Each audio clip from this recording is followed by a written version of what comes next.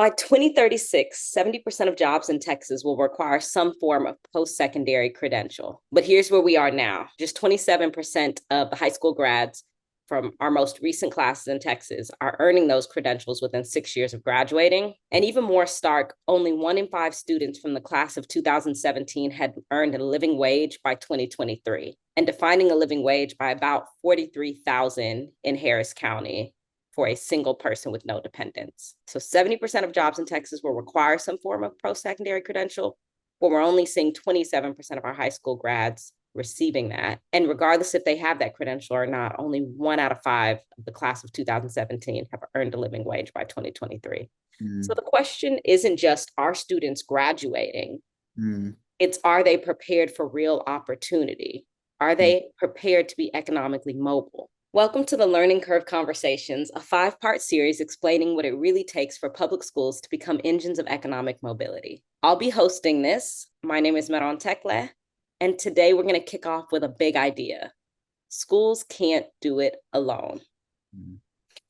Our first guest is Brian Lightfoot. He's the program director at Access Opportunity, where Brian helps lead work at the intersection of education, equity, and networks. And Brian's here to help us unpack one powerful lever, partnerships, especially those that expand students' connections and navigational capital. Hey, Brian. Hi, I'm Iran. How are you? Good, good. Appreciate you being here. Do you want to just give us a little introduction and tell us a little bit about Access Opportunity? Yeah, sure. Thank you. Well, first of all, thank you for having me. I do really appreciate the time and space to have this conversation. So I'm Brian Lightfoot, and I'm the program director at Access Opportunity. I've been working with them for just going on a year now. So Access Opportunity is a college access program. And I think one of the defining features of our program is we work with learners starting their junior year in high school and all the way through their college graduation. During their first years in the program, we're working on helping them find what's a good fit college, and then also helping them apply to college. And then once they're in college, we're supporting them to make well, first of all, really to get integrated into their college campuses, right? Recognizing that's such a large transition for many of our learners. Most of our learners are first generation college students and also BIPOC. Oftentimes it is a pretty big kind of like cultural shift for them to start at their universities.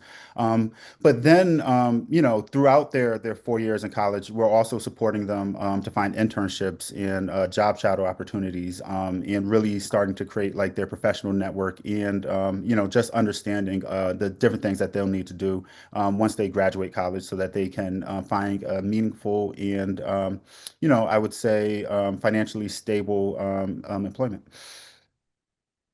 That sounds amazing. So here in Texas, this like push to help students with bachelor's degrees. So we've just done some research with Good Reason Houston, and it tells us that graduates with a bachelor's degree earn the highest median annual wages. And so there is something directly connected still to college degree and economic mobility, right? Or the ability to earn a living wage. So we're trying to think a little bit about what are the barriers though, because those numbers are really, really low. And one thing that I've heard you say before is you've said that it's not just who you know, it's who knows you. And this idea that academics is definitely the foundation, but there's something that transcends that, that gives you the next level in whether or not you're going to kind of be able to be successful post-secondary. And so in that vein of the, it's not just who knows you, it's not who you know, it's who knows you. Can you just break that kind of quote down for us in the context of students and economic mobility? Yeah. Yeah. I mean, when I think about that, I think, I think a lot about relationships and the way that relationships do kind of foster opportunities, not just for young people, just for people in general, right? I think about myself and many of the opportunities that I've gotten, and a lot of them, if not all of them, have come through some sort of relationship that I've had, right, and have been able to leverage. Um, But oftentimes, even with that, I think we look at it as, kind of being driven by like who you can think about kind of like in your own network, right? Who you can reach out to for a potential opportunity. But oftentimes, opportunities come because, there's somebody in a room that's willing to vouch for you or, that's willing to say maybe you should reach out to them. So I think in the context of young people, I think for them to have connections to institutions that are able to kind of like advocate for opportunities for them becomes really important, right? And this becomes what I mean by this idea of like, who knows you? Who are you connected to that's willing to step up and find opportunities for you, and then kind of like do a matchmaking to make sure that you're able to kind of take advantage of that opportunity.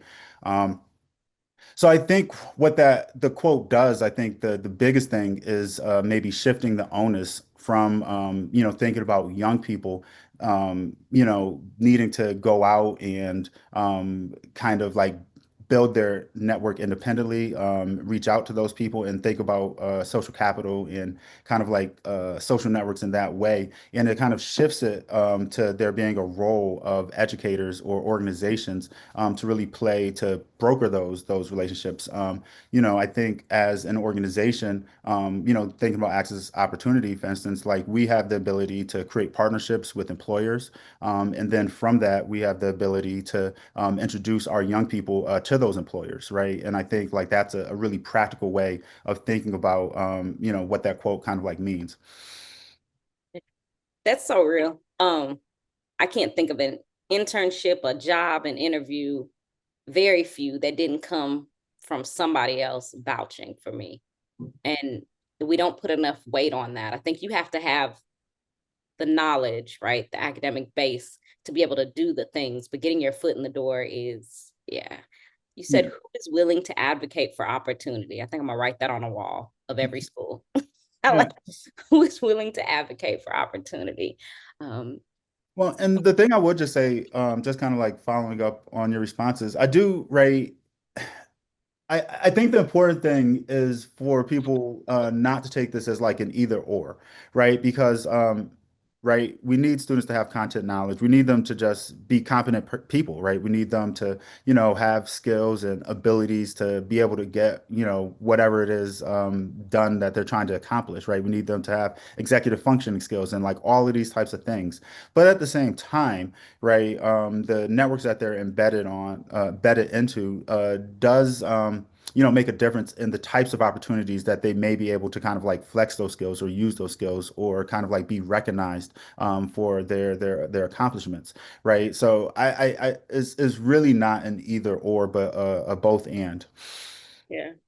Yeah, we Good Reason Houston finished some original research that says like the K through 12 factors that influence economic mobility. And the academic pieces are reading on grade level. If you're taking algebra in eighth grade, if you've taken 5 or more advanced courses in high school, those are all likely predictors of post-secondary success, right? So you've got, like you said, you've got to get that academic exposure foundation because those are directly related. If you want to check the research out, it's on the website. But there's the other half of once I've gotten all this, well, what now? And I like what you're saying about it's not an either or. There's the reality of how society works, and it's who knows you, and we connect people. We're communal humans, and so we make connections and we introduce people. So there's that half of it too. I always wonder, and you've said this before, it's making me think that it's no one person's role to broker relationships for students, right? Like you have the college counselor in the schools, and if you're in a CTE program, you've got those kind of like industry counselors. But tell us more about this idea that it's not one person's role to broker relationships. And then on the flip side, as someone who's led a school, been in schools, there's also this feeling of like, how much more can I do, right? Mhm. Yeah, it's two things there that really come up for me.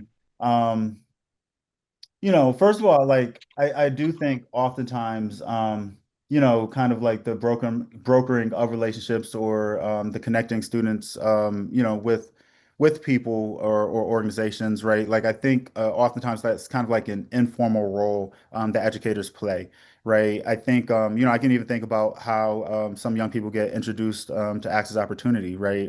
There's college counselors who share our program with their students because they think that there'll be a good fit. Um, but with that said, a lot of that is happenstance because it may not be kind of like a formal goal or even something that college counselors are necessarily like privy to the information to maybe like know about our program, right? So with that, I think that there is a role for organizations to really, be able to provide kind of, an environment or structures to help teachers or people who are directly working with young people to be able to help broker those relationships better. So it doesn't necessarily rely on what that individual teacher kind of knows, like what organizations do they know about, what people do they know that they could potentially connect young people with, right? I think there's a organizational role that can help, these teachers, have a network that they could tap into to be able to connect young people to. So one thing we're doing at Access Opportunity that we're working on is creating like, we don't have like a formal name for it, but essentially some sort of a social capital kind of employment committee that is essentially, meets to be able to,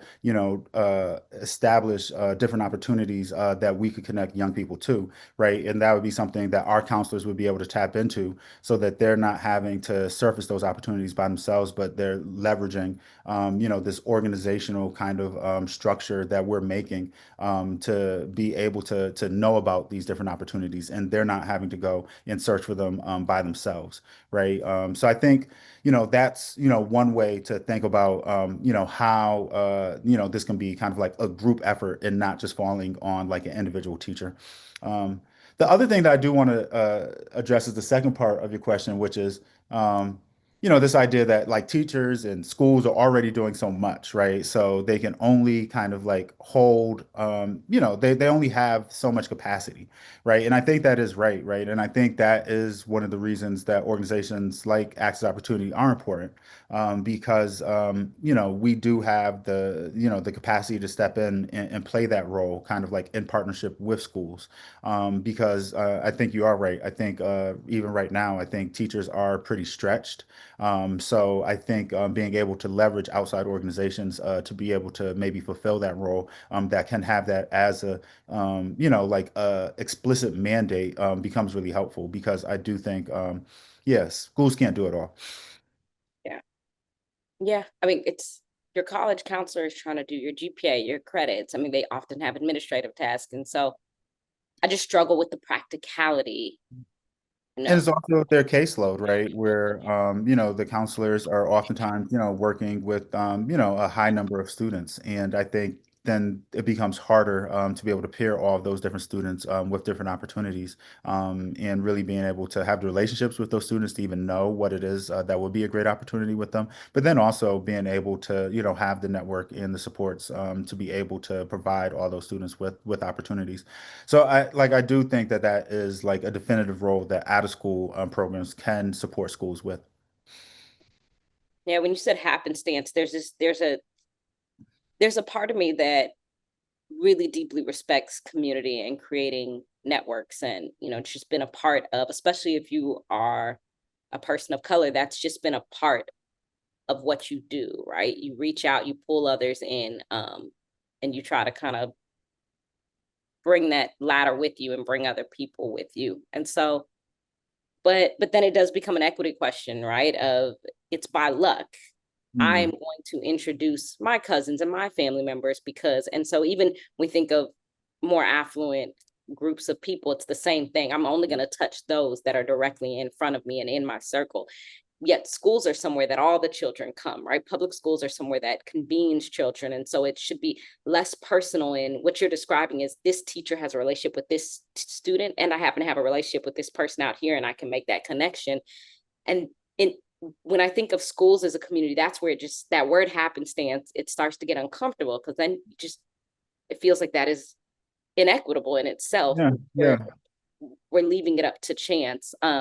Definitely. And I do think that is one of the big equity concerns with thinking about social capital development and mobilization is that if there isn't kind of like a codified way in which you're approaching it, then I do think that it does tend to lead to be okay. It's maybe the this the you know the teacher's kind of like favorite student that may get kind of like multiple opportunities while there's another student who for whatever reason may be kind of like left out of that, right? So I think that is one of the reasons why it's important to maybe have like broad goals or to think about it as like something that that we're trying to do for like all students and for it to be kind of like pursued in a more organized way, because if not, I think it is very easy for students to get left behind.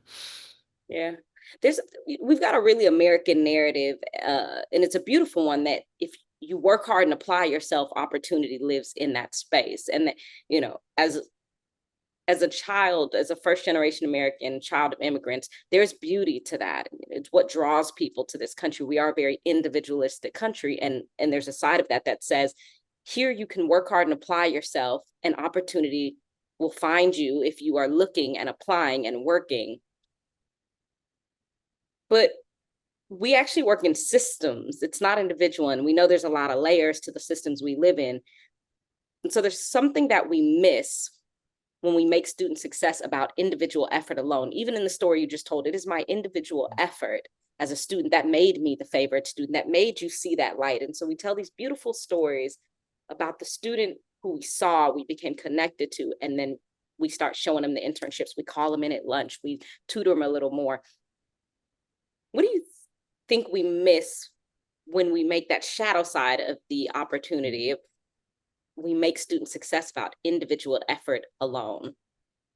Hmm. Yeah. I mean, I think we do lose kind of like how students are impacted by systems, right? I think students kind of like have individual stories, and they have different kind of like challenges that they're navigating. But oftentimes, I think those challenges are kind of like um, you know the result of maybe systems that just haven't worked well for like their communities or for their families, right? You think about students who, for instance, are unable to stay in their homes or are constantly moving, right? So maybe aren't having opportunities to form relationships with their teachers in the same type of way, because their housing insecure and kind of like the schools that they're going to aren't stable, or you know. Different things that do make it harder for students to be able to kind of like show their kind of like individual kind of merit in some ways. I also think kind of like on the flip side, I think I think we often have kind of a traditional view of what maybe a good student looks like, right? So, students who have, certain kind of like qualities, I think oftentimes, maybe kind of like rise to the top. But I think some of that is, biased in the sense of, how we, think a student should act, or, what type of student does merit, particular types of opportunities.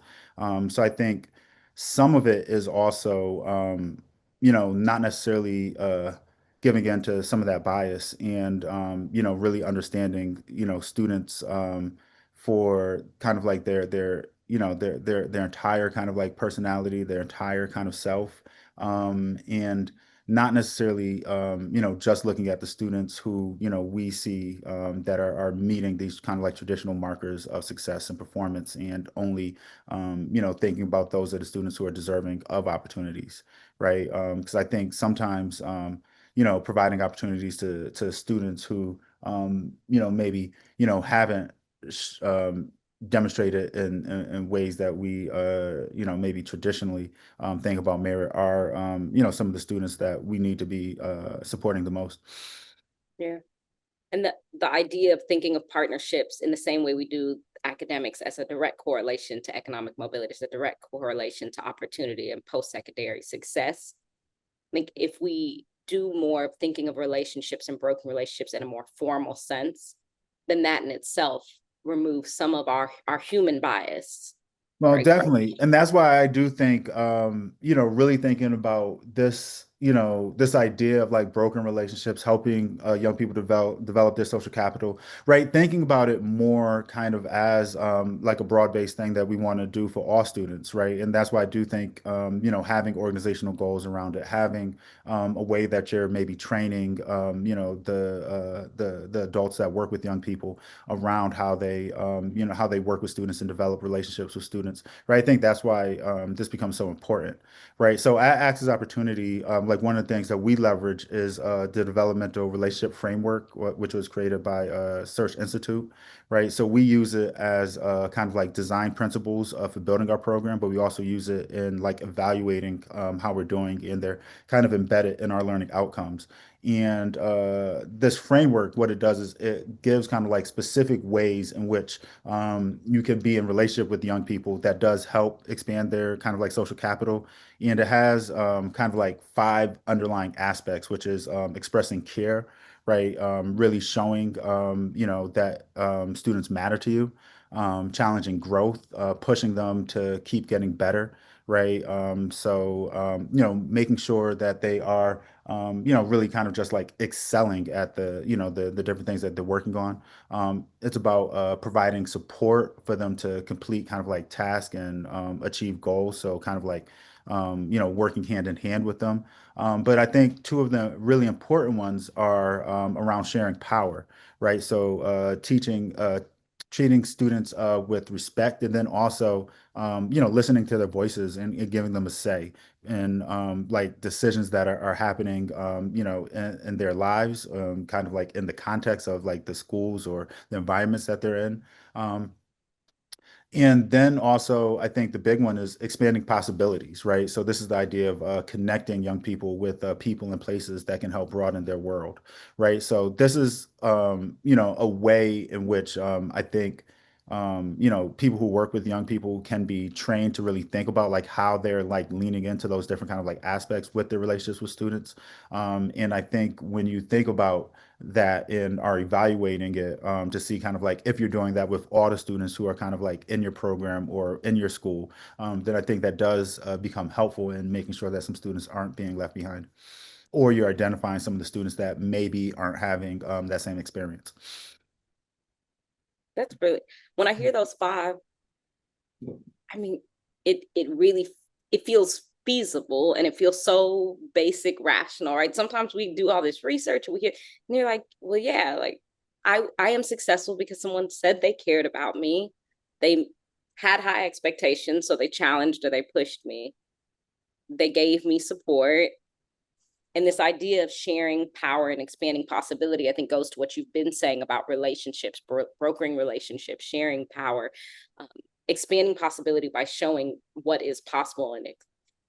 And so there's just, we think about schools, and oftentimes as educators, where our brain tends to stop because we're in the work is the Mhm. test, right? The SAT, the PSAT, the state accountability test, the end of the year, whatever it is, Mhm. because we get this result and we say, we did it. Like, this is great.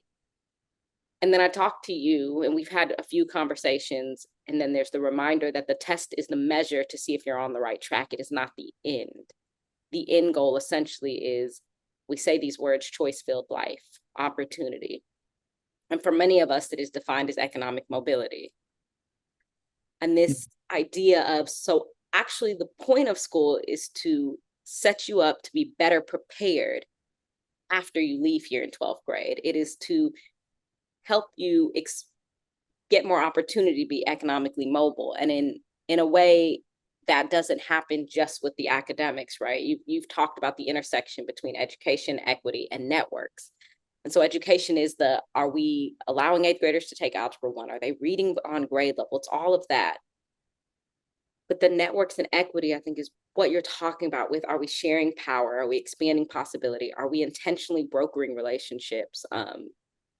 expressing care? And without that piece, like you said earlier, it's not an either or. It really is complementary. And I don't know if one piece will get us to this goal of students and economic mobility. And then there's the broader question of, can schools alone do it, or should we be thinking about partnerships with community and other organizations to really prepare them for real opportunity?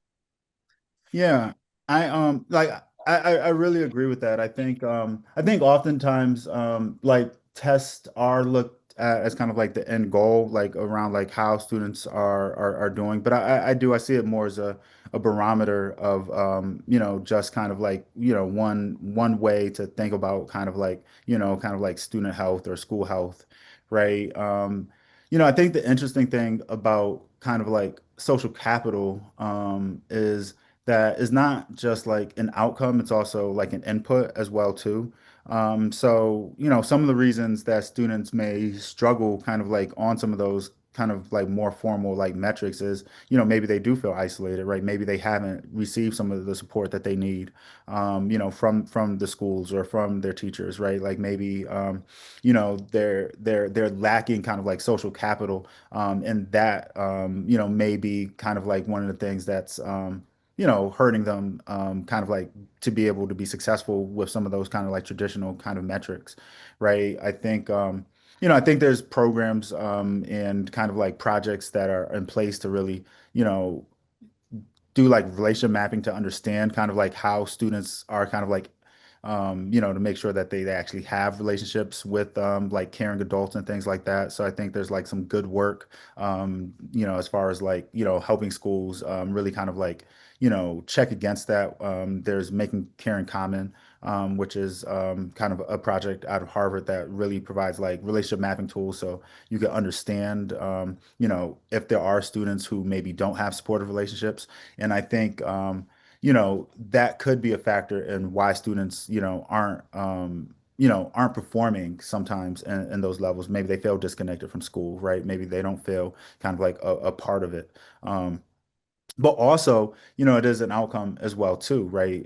Because, by, kind of like attending to those things, I think it also does produce the ability for students to really achieve what it is that I think families, send their schools to do, send their kids to schools to do, right? Like I don't think families are sending their kids to school to like do well on tests, right? Like I think, there is great if they do well on tests, but I think ultimately, like what are the goals that, parents have for their kids, right? They want them to be able to be able to thrive in society, right? They want them to be able to find meaningful employment and be able to take care of themselves and be able to take care of their family, going forward and things like that, right? So, I think when you think about testing, right, like testing doesn't necessarily correlate with the ability to do those types of things, right? But I do think, having social capital, right, does correlate with, the ability to be able to kind of like establish, a life for yourself. Yeah. Uh, and that we even talked about that piece of social capital and bringing that up because it is the goal is navigating life, right? And getting social capital. You've used a term before that was navigational capital when speaking about economic mobility and students' post-secondary success. Can you speak a little bit about what you call navigational capital? Yeah, I think when I think about navigational capital, I think it's the ability to move through complex systems, right? So I think there's kind of like a cultural awareness that is really kind of taken up in that. As I mentioned when I first, when we first started this conversation, one of the big things that we try to help people with that access opportunity or young people is their transition to college, right? So, like many of our learners are first generation college students. Many of them are BIPOC, and like over 90% of our learners kind of fit into to those categories.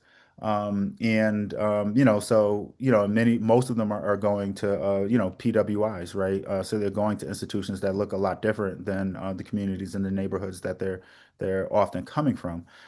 So to be able to kind of like move through those institutions, is something that sometimes they need some support for. I think oftentimes that is what our learners are seeking out, in a program like ours. It's because, they don't have maybe people that they feel in their current network that can help them apply to go to school, or if they can, they're maybe not going to help them get into the school that may be the best fit for them, or be able to take advantage of all the financial resources that may be available to them, or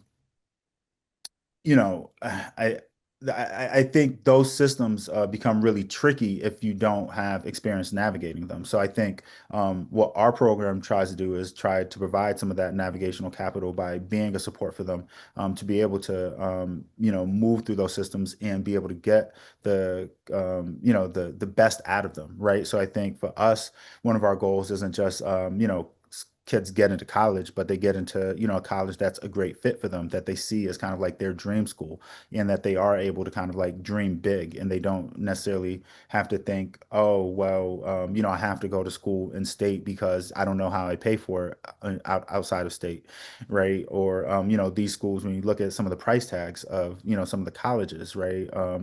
We had, our most recent class, when I was looking at what the yearly tuition is. I mean, it's mind blowing, right? And like that, that can be really daunting if you feel like you don't know the way that you could figure out how you could attain going to these schools, even if it is a dream of yours. But I do think there's a lot of support that we can provide students, and kind of like figuring out how to navigate that, or figure out what is maybe like a good fit for them as well. Let's let's imagine a future where every student going to a public school K through 12 has the navigational capital and the social capital. What does that look like for you? And then if you were talking to school leaders and school systems, what could they do tomorrow to move us in that direction? Mm. The thing that does come up for me here, though, is, we talked about how schools are already doing a lot, right? And I think a lot of times their capacity is somewhat already stretched. But at the same time, I do think schools have a tremendous capacity to be community hubs and brokers of social capital. I think more so than many institutions, I think they're so well positioned to do so, right? I think schools are some of the most enduring institutions that we have in our country, right? Like I went to Harvard Public High School, which is one of I think it's the second oldest high school in the country, right? To Boston Latin, right? And this is an enduring institution that has seen generation after generation of people come through it.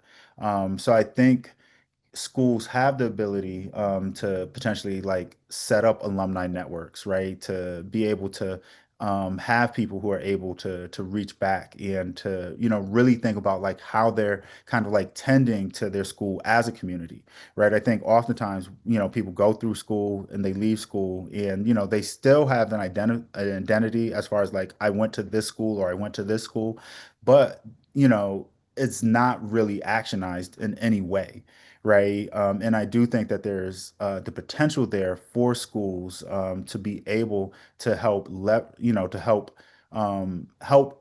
better organize their communities, and be able to leverage those communities for the benefit of the students who are constantly kind of like going through the school as well. Because they are they're institutions that are oftentimes like establishing a community. They're institutions that multiple generations of people kind of like go through the same experience at these schools. And I think there is a way that could be leveraged, that is not kind of like prioritized right now. And I think that could make a tremendous difference in helping to develop kind of like the social and the cultural capital of the students who are at those schools.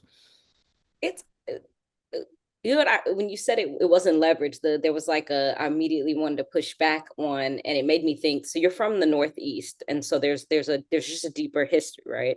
Cities have been more established long time.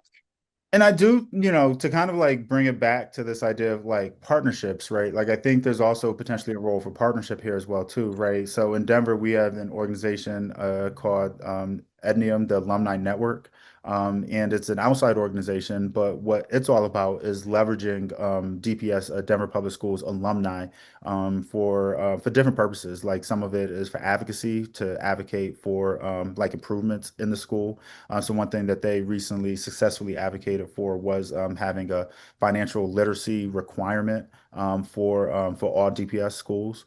Um, and they also just create a community, right? So they create spaces for these alumni to tap in with each other, right? For them to know each other, for them to potentially provide opportunities for each other. So I do think it's something that the schools can be doing, but I also think that there's a role for outside organizations and partnerships really to be taking on some of this work as well. Because, as we talked about earlier, I think the capacity of schools to do everything, right? They can't be focused on everything. The district can't be focused on everything. But they could be supportive of these outside organizations where this is their mandate, this is their goal, right? This is the thing, that they're thinking about all the time, right? So I think, having more organizations like that established, could be really meaningful and really helpful, kind of like in that goal. Yeah, love that. Um, Brian, thank you for helping us just rethink the role of partnerships in that way and centering brokering relationships and social capital right next to academics when we think about post-secondary success. This idea of brokering relationships, social capital is not really an add-on, but it is a core strategy for students to have access and a direct way to increase post-secondary success for more students and really increase the probability that more students will leave high school with more choices. And in Mhm. that way, we really are pushed to think about how we're doing that strategically. And so it's not, like you said, happenstance. And I appreciate your work. Truly, if anyone hasn't heard about Access Opportunity, check it out, because it does show us that when schools move from like isolation to collaboration and there's Mhm. partnerships happening, that students gain more than information. And this idea that you're always pushing, that they'll gain people who will advocate for them and who will mentor them and connect them to real opportunity. I'm going to use that quote: people who are willing to advocate for their opportunity. And the more of those people students can gain and get those like strings and connections, that in addition to schools offering the academics that we've seen to help increase their post-secondary success, I think those together are going to just increase the probability and increase this percentage of students who are earning a living wage in Houston. Anything you want to leave us with, if you were to give us, if you were speaking to people in Houston, having heard the numbers that we have, and I'll say them again: by 2036, an estimated 70% of jobs in Texas will require some form of post-secondary credential. However, 27% of our high school graduates from the class of 2012 and 2017 attained some sort of credential within 6 years of high school graduation.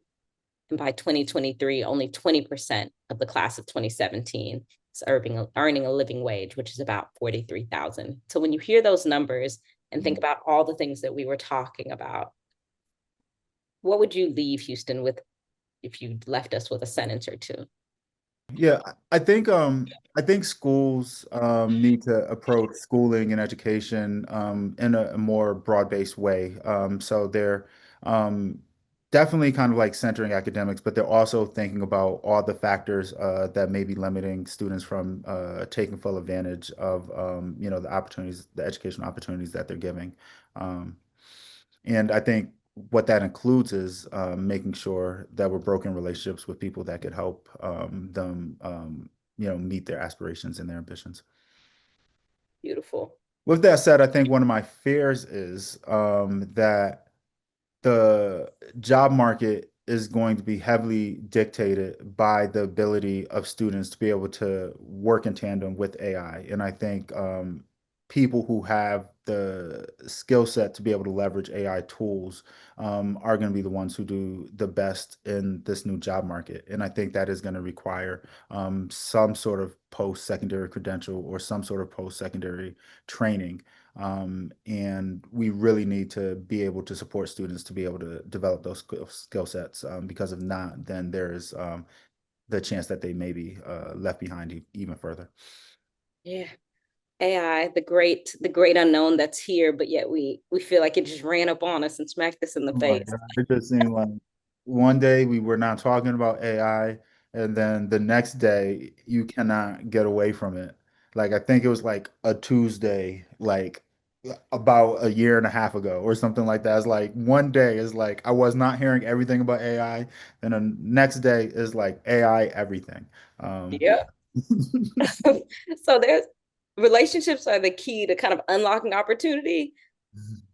And then when I hear about AI, my question then becomes if relationships are the key to unlocking that opportunity, what happens when the tools we use to help students plan for their future start replacing human interactions in the way that we're already seeing? Because we were saying schools can't do it all, but schools really are making attempts with the college counseling and the CTE.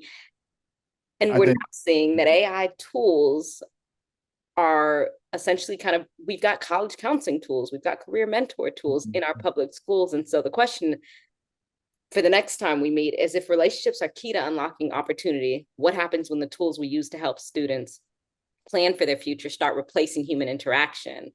So in part two of this, we're going to explore how AI is changing the landscape of college and career guidance and kind of grapple with the question, can AI deepen connection, or are we trading efficiency for empathy and this real human interaction and executive functioning? So join us next time with Julia Freeland Fisher from the Clayton Christensen Institute as we explore navigating college, career, and connection in the age of AI.